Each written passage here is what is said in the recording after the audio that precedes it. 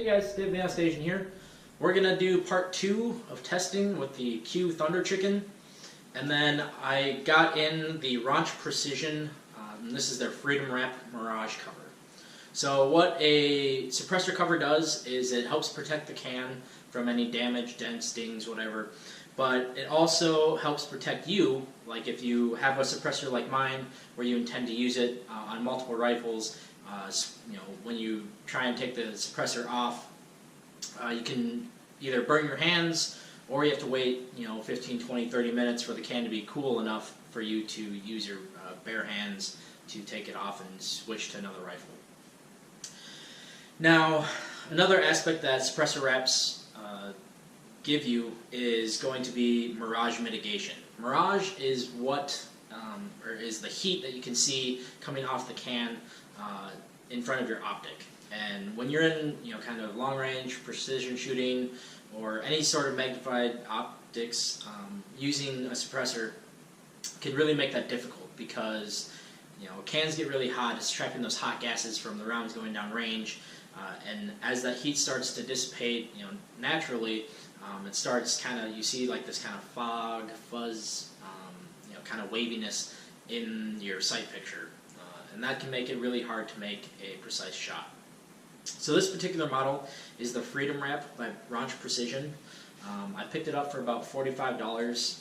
This is from a veteran-owned company, and it's got a sweet, kind of subdued flag to it. He can do custom designs, whatever you want, but it also he makes them to order. He doesn't just have a bunch sitting in his garage or wherever he does it. They're cut to size. They're fit perfectly. You got to give him your dimensions and model and stuff, and he'll make it to order. Awesome product. Shout out to Rauch Precision. So today we're going to do some testing. I'm going to do zeroing. I'm going to show you guys what the cherry bomb, how that brake works. I'm going to show you guys what the suppressor sounds like, and I'm going to show you guys a few other tests of point of impact shift between just the cherry bomb and the suppressor, and then we're going to take the suppressor off and put it back on and see if we have repeatable accuracy once you take it off and put it back on. So let's get out to the range. We're going to do some testing today with the Q Thunder Chicken, and then checking out the cherry bomb, which is the muzzle brake, and Q's kind of fast attach for their suppressor line. So I'm going to take a couple shots, confirm zero, so you guys can see how much muzzle rise or how well the blast is contained with just the cherry bomb, and then we'll put on the suppressor so you guys can hear a little bit of how it sounds up close, and then we'll see point of impact shift between cherry bomb and then adding the suppressor on top of it.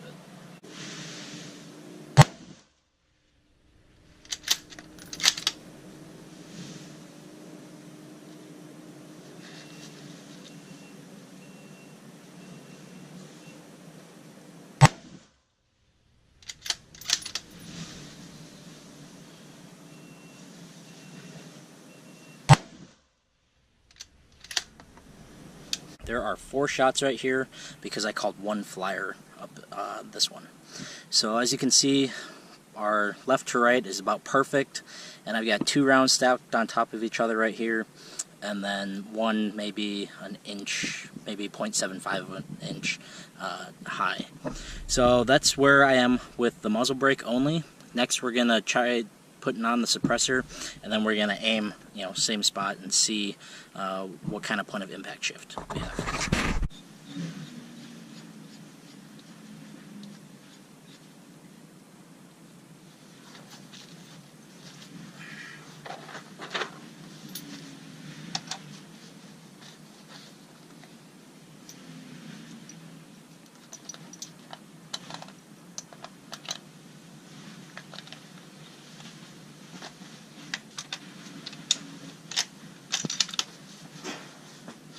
Alright, 3 rounds, center mass, suppressed.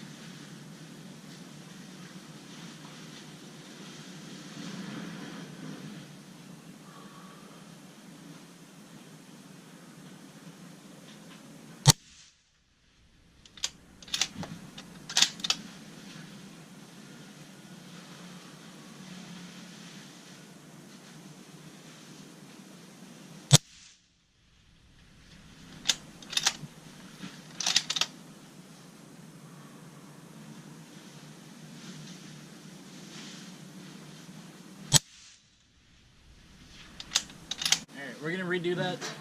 Some of the groups I got, I think it could have been the walk back. I'm pretty out of shape apparently.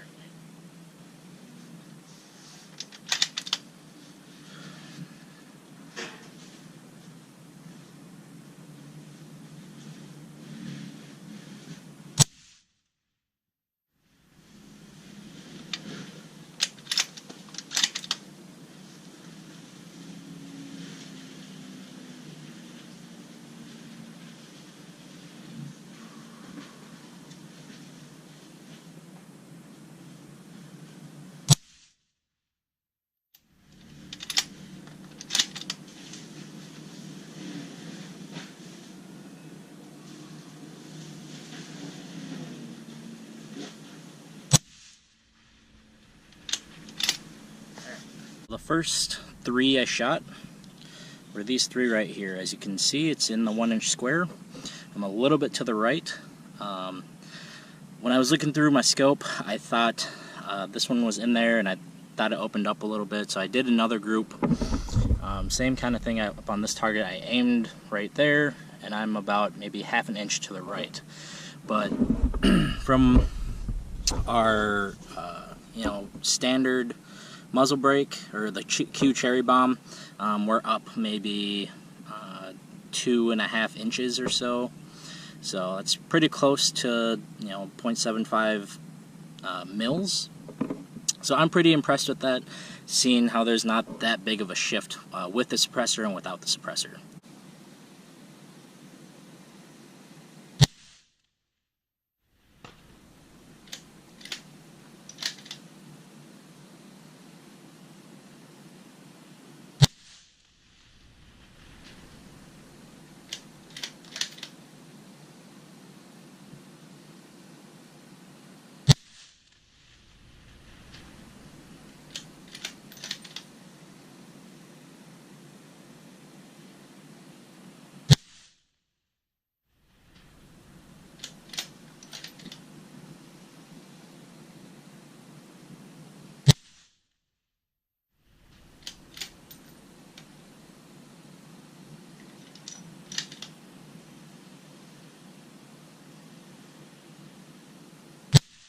We're gonna do the camera behind the rifle.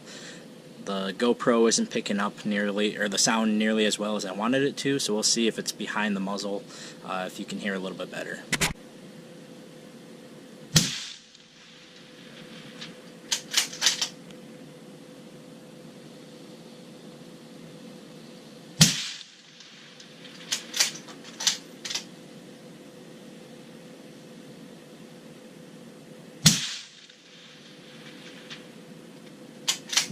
While we're waiting for the suppressor to cool down, I got a suppressor wrap I'm going to try out. This is a Freedom Wrap by Rauch Precision. Huge shout out to them. It's a Mirage cover, so it's not really the best for kind of semi-auto or high volumes of fire. It's not as heat resistant, but it's a little bit thinner profile, and honestly, the flag on it makes it look pretty cool. So,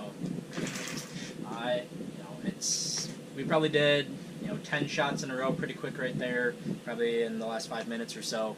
And before that, we did about another 10 to get it warmed up.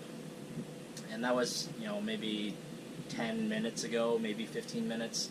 So it's had, approximately 25 rounds through it in the last, last half hour or so.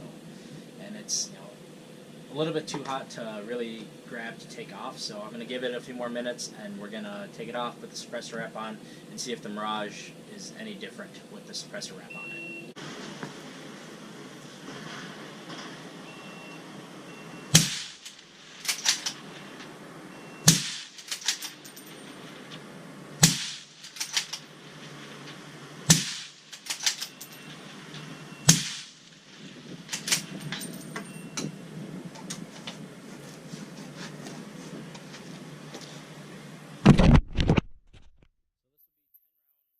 Did 5, I hit the camera instead of video, but I did 10 rounds as fast as I could in the last minute or so. As you can see, no damage to the suppressor. It is pretty hot. but the suppressor wrap, there's a noticeable difference in heat. It's definitely warm, but I can handle it safely. Looking through the scope, I'm not seeing any sort of mirage coming off the barrel. There's a little bit downrange. It's about 80 degrees for the ambient temperature right now. But so far, the Rauch Precision suppressor wrap is awesome. This is going to be the cherry bomb without the suppressor attached. You guys should be able to hear a little bit better the sound and then see the muzzle rise.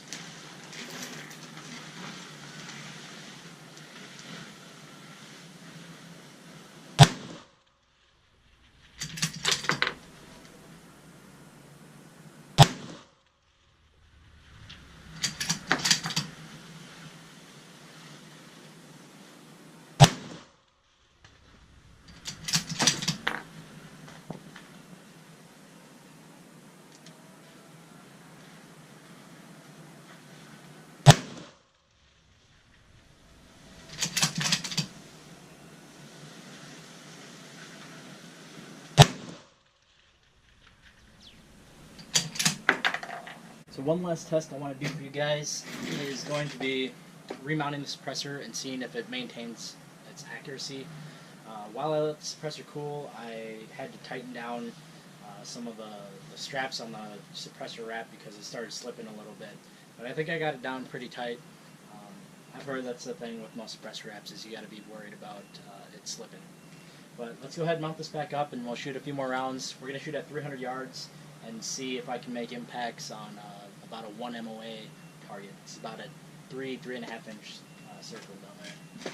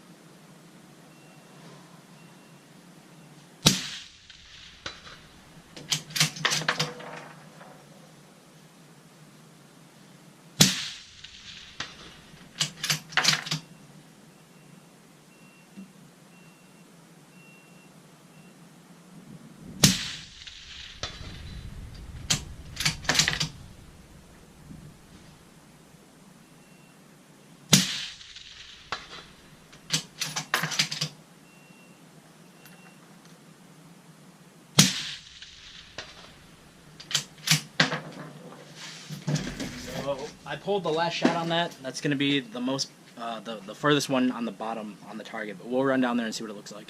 All right, after a short walk down here, you can see right here. So like I said, this is probably about a 3.5, maybe, I guess maybe 4 inch circle. And this is that flyer on the last one. So I've got 4 rounds right here. Looks like it could have shifted a little bit, or it could just be my scope's not in properly. I haven't dialed in for windage. I have just, we're kind of in between 2 berms a little bit. So it could be there's a little bit of a breeze down here, or me, I don't know, whatever. But I did 4 rounds and about 3 inches. So I'm gonna call that good, especially at 300 yards. I'm shooting probably, there's a center hit there, center hit there. If we're taking out this flyer, I mean, that's probably less than 3 inches. We are back from the range, and this was an awesome day out there, beautiful. It's pretty warm out, about 80 degrees or so, but I think our tests are pretty conclusive that the Q Thunder Chicken is an awesome can. I don't know how well the sound translates. I know the first couple clips, you might just hear an over noise, just due to the camera not being able to read the audio. But I think some of the ones where the camera's behind me when I'm shooting kind of conveys the sound pretty well. As far as the suppressor wrap goes, I am super impressed with it. The only thing that I will say is that these kind of these kind of metal rings that the shock cord is going through, they heat up a lot more than the rest of the wrap does. I'm not exactly sure what it's made of. However, the fabric was cool enough for me to touch, but if you touched kind of these eyelets or these little metal pieces, those were pretty hot, and it was uncomfortable to have to take off. So keep that in mind. Shock cord is a very good use of material because it's easily replaceable. You can get a spool of shock cord for a couple bucks, not a big deal. I did have a little bit of an issue with the can slipping. I think that's just due to my part not tightening it down fast or tight enough. I think I got it pretty well. I didn't have any issues. That happened about probably 20, maybe 30 rounds in, and that was the first time I had to retighten it. I know that's kind of a common issue with suppressor wraps. You got to really crank them down, and then as the can kind of heats up and cools down, heats up and cools down, it can form a little bit better to the suppressor wrap. As far as the Q Thunder Chicken goes, I am totally in awe of how quiet it is. The thread, or the taper on the thread is awesome. It's super clean on there, and you have no problem taking it off, which I think is one of the major advantages to using a Q suppressor versus like Silencer Co. or any of the other Surefire brands out there, because that carbon lock down there, those cans can be really hard to take off sometimes. The Cherry Bomb was super awesome. I think it's comparable to any other muzzle brake on the market. It's very flat shooting. It helps with recoil. And I'm super impressed with it. Like I said, I'm not too big of a fan of just kind of that brassish color to it, but I think I'm going to leave the can on the rifle anyway, so I'm not too worried about that. Things to take away from this video are going to be how, like I said, the muzzle brake works. It's an awesome muzzle brake. Q Cherry Bomb's good to go in my book. Thunder Chicken, super quiet, and the recoil impulse is something like I've never felt before. I don't have a whole lot of experience with suppressors, but I've shot firearms for many years, and regardless of what kind of firearm you're shooting, there's a real sudden kick right when you're shooting. Right, it's super crisp, and it's kind of it's pretty short. It's just like a bam. With a suppressor, I think the recoil impulse, like I said, I don't know if this is true for all cans or this particular model, or it has anything to do with volume and what kind of rounds you're shooting and whatnot, but when I'm shooting with a suppressor, it's more of a push. It's a lot longer recoil impulse than I've ever felt on shooting any other weapon system. So that is super awesome. It makes it super easy to stay on target when you're shooting, and then you can see where your rounds are impacting or where you're splashing and stuff, and making corrections off of that. So suppressor shooting, I don't think I'm going back to non-suppressed. That's as far as it goes. The suppressor wrap is awesome. It helps keep my hands from getting burned up, and taking it off, putting it back on. I'm not seeing any issues with point of impact changes or shifts. And then between zeroing with the suppressor on and then the suppressor off, there was really only, I want to say maybe 2.5 inches up, and maybe 1 to 1/2 inch to the right. So I'm super impressed with that point of impact shift. I haven't decided if I'm going to leave it zeroed without the muzzle brake, or with just the muzzle brake, or if I'm going to zero it and leave it with the suppressor on there.